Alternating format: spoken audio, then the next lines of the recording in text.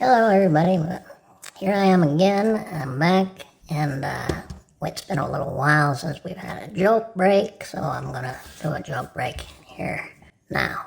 This is a story about a young man who did very well in his town. He grew up in the town and he went to school, he got good grades, went to medical school, he got a medical degree. Dr. Dropkins there in the town that he grew up in, and he was a doctor in town there for a little while. One day, Dr. Dropkins was going to give a speech to the council, and he came in to the auditorium, set everything up, said hello to everybody, set his paperwork up, stood up, he went to the podium, put his paperwork out, got it all ready to go. Just as he was getting ready to turn to the podium, a little breeze came from a fan, blew his papers onto the floor. He bent down to pick up the papers, not realizing that his rear end was up against the microphone stand. And as he stood up, he let her rip a big one. A big fart came out. It was amplified, of course, by the microphone that had been turned on for a test audio mic there. Well, he was quite embarrassed.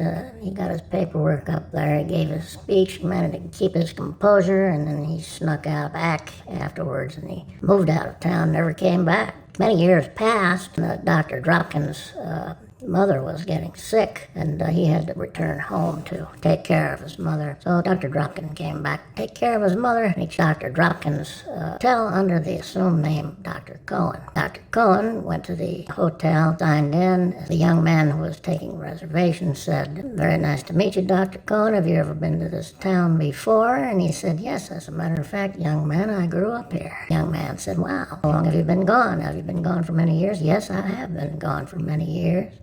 The young man said, "Why did you leave?" He said, "Well, many years ago, I was giving a speech to the council." The young man said, "Why did you leave?" He said, "Well, it's because something very embarrassing had happened to me many years ago. It's too hard to return." The young man said, "Well, I don't know much about it. I don't presume to tell, a distinguished doctor to do or try to give you advice, but if I could give you any advice from my young life, I have discovered that when something happens that you think is embarrassing, many people didn't even realize that it even happened. Most people are so absorbed in their own lives that they don't take things that happen to other people so seriously." And he says, "I'll bet you people probably don't even remember it." He said, "Was it a long time ago?" And Dr. Cohen said, "Oh yeah, it was a long time ago." He said, "But I don't think people are going to forget what happened with me." The young man said, "Well, how long ago was it?" He said, "It was many years ago." And the young man said, "Was it before the Dropkin fart or after?" The lady goes into the grocery store down on the corner, and she tells her grocer she'd like a pound of broccoli. Grocer says, "I'm sorry, my dear, but we're out of broccoli today. How about some green beans?" She says, "Oh, well, thank you, but I would like a pound of broccoli, please." He says, "Oh my gosh, I'm sorry, we don't have any broccoli. How about some asparagus?" He says, "Oh no, I tell you what, I would just like a pound of broccoli, please." And he says, "Mrs. Lewis, can you spell cat as in catastrophic?" He says, "Of course I can. C-A-T. He says, "Very good. Now, can you spell dog as in dogmatic?" "Well, yes, sure I can. D-O-G. And he says, "And Mrs. Lewis, can you spell fuck as in broccoli?" She says, "There's no fucking broccoli." He said, "That's what I've been trying to tell you." So a new company's opening up in town, and it's hiring people, and it's interviewing people. And the first guy comes in, and they interview the guy, and they say, "Hello, what's your name?" He says, "My name is McCoy." "McCoy, what did you do in your previous job?" And he says, "Well, I was a cork socker." So, what cork socker? "Well, what's that?" He says, "Well, bottles in the winery I worked at. When the bottles came out of the inventory down the line, it was my job to sock the corks right into them. I was a cork socker." "Oh, all right. Well, thank you, Mr. McCoy. We'll call you." Second guy comes in, and he says, "Hello, what's your name?" He says, "My name is McCoy." Oh, all right. "What did you do in your previous job?" He says, "Well, I worked for a hosiery, and I was a sock tucker." "A sock tucker? What's that?" He says, "Well, as the hose came down the line, I was at the end of the line. It was my job to sock the hose into the tuck. It was my job to tuck the sock into the bags and then seal them up. "Oh, okay. So you were a sock tucker." "Okay. we'll give you a call, Mr. McCoy. So the third guy comes in and he says, what's your name? My name is McCoy. He says, oh, really? I've had 2 McCoys before you. One was a cork socker and one was a sock tucker. What did you do in your previous job? I'm the real McCoy. So a hospital gonna have an inspection. So this inspector comes, it's a lady, and the head of the hospital goes and greets her, and he takes her through the room. She says, I would like to see the rooms, I'd like to see some of the patients. So he takes her to the first room, opens up the door, and there's a guy in there masturbating, jacking off loud, going crazy. She says, what's going on here? He says, well, Inspector, this man has a condition if he doesn't masturbate. Every day, his balls will fill up with semen, and that will make him very sick. She says, oh, well, I guess that can be justified. So they walk down the hall, the next room, and they open the door. There is a nurse giving oral sex to a patient. She says, now how can this be justified? Same condition, better health plan. This is the day they decided to change the rules entering heaven. So when you enter heaven, you gotta talk to St. Peter, and you gotta tell St. Peter what happened on the day you died. Sure enough, the next day, it comes in. St. Peter says, tell me what it was like on the day you died. And that guy says, well, I was sure my wife was cheating on me. So when I got home to my luxury high-rise apartment, I ran up this elevator, got up to my house, key in real quiet. I opened the door. Sure enough, there was my wife running around in the apartment naked. Well, I knew there was a man in there somewhere, so I started looking. And when I looked, couldn't find one. And all of a sudden, I heard a man, or I heard something over the ledge. I ran out to the ledge, and I looked, and there was a guy, practically naked, that's hanging from it. Had some gym shorts on or something. So I hit his hands with a hammer, and he finally let go, and he fell 25 floors up. Figured it was certain death, being this high up. I looked over the ledge, and there was a guy. Big bush broke his fall, and he was laying in it. I decided I was going to get the refrigerator. I rolled it out, dropped the refrigerator, pushed it over the ledge, and it fell right on the guy and smashed him to death. The refrigerator tumbled over and fell all the way to the ground. St. Peter said, well, you know, in Texas, they let you off with a warning. Go ahead in. So the next guy gets up there, and St. Peter says, tell me what it was like on the day you died. What happened? The guy says, well, I decided I was going to go outside on my balcony, jumping on my trampoline.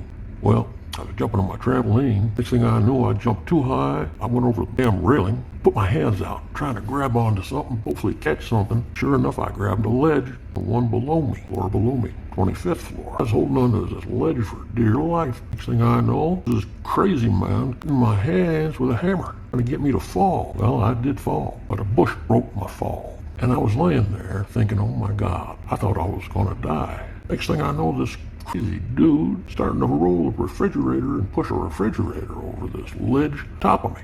And I thought to myself, this man's going to kill me. Sure enough, the refrigerator falls right on me, bashes me to death. St. Peter said, well, it sounds like you didn't do anything wrong. Victim of circumstance. Come on in. Well, the third guy gets there, and St. Peter says, well, tell me, how did you die? The man says, well, picture this.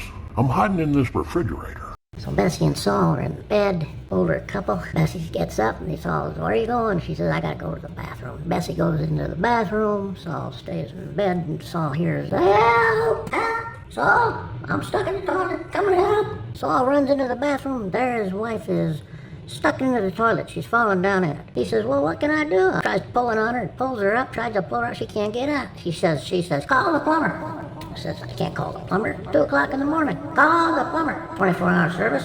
Call. Paul decides he's going to call 24-hour service. He calls the plumber. The plumber comes. And Bessie says, but don't let him in yet. Completely naked. You got to give me something good rub. Saul says, what do you want? I don't know. Give me your yarmulke. So he gives her his yarmulke, puts it down between her legs. You see. Lets the plumber in. Plumber comes in and he takes a look and he says, I can tell you what. I'll be able to save your wife. There's not much I can do for the rabbi. The husband's in hospital, and he's in bed, and his wife is visiting. Doctor comes in and he says, I'm very sorry, we've done everything we can, and we can't save your husband. Probably doesn't have until the morning. All you can do is stay here and make him as comfortable as you can. She sits down with the husband and she says, honey, how can I make him more comfortable? And he says, well, you know, I don't feel so bad. I'd like to do it one more time if we could. She gets in there and they going at it 30 minutes. She sits, so they get finished up and she takes a seat. She sits down. A couple hours later, 3 o'clock in the morning, she says, honey, how can I make you more comfortable? He says, well, I'd like to do it one more time if we could. I feel great. She says, okay. So they do it again, another 30 minutes. She sits down. 4 o'clock in the morning, he says, honey, I'd like to do it again. She said, yeah, sure, you don't have to get up in the morning. So Irving and his wife are celebrating 50 years of marriage. His wife says, Irving, have you ever cheated on me? And Irving says, no, my dear, I have never strayed 50 years. I've never done anything with anybody but you. And then Irving said, how about you, dear?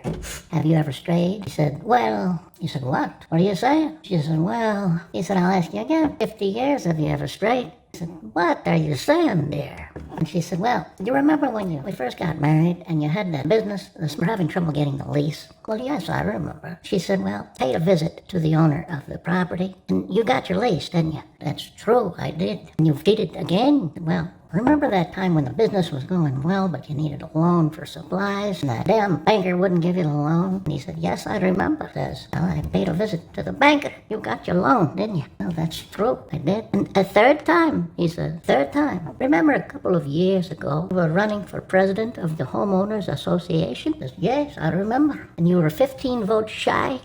And so there's a guy, a scientist, a worker, and he decides he's going to do some experiments with his frog. First day he comes in, he cuts off the frog's front leg, and then he says, frog jump, and the frog jumps. He writes into his log, frog jump. Second day he comes in, cuts the other front leg off, and he says, frog jump, the frog jumps. And he writes down in his log, frog jumps. The third day he comes in and cuts the back leg off of the frog, says, frog jump. Had a little trouble, but jumps. He writes down in his log, the frog jump. Fourth day, he comes into the laboratory, cuts off the other hind leg of the frog, and he says, frog jump, nothing happens. And he says, frog jump, nothing happens. He writes down in his log, frog go deaf. Spots. 20 seconds internal. T-minus 15 seconds. Guidance is internal. 12, 11, 10, 9. Ignition sequence start. 6, 5, 4, 3, 2, 1.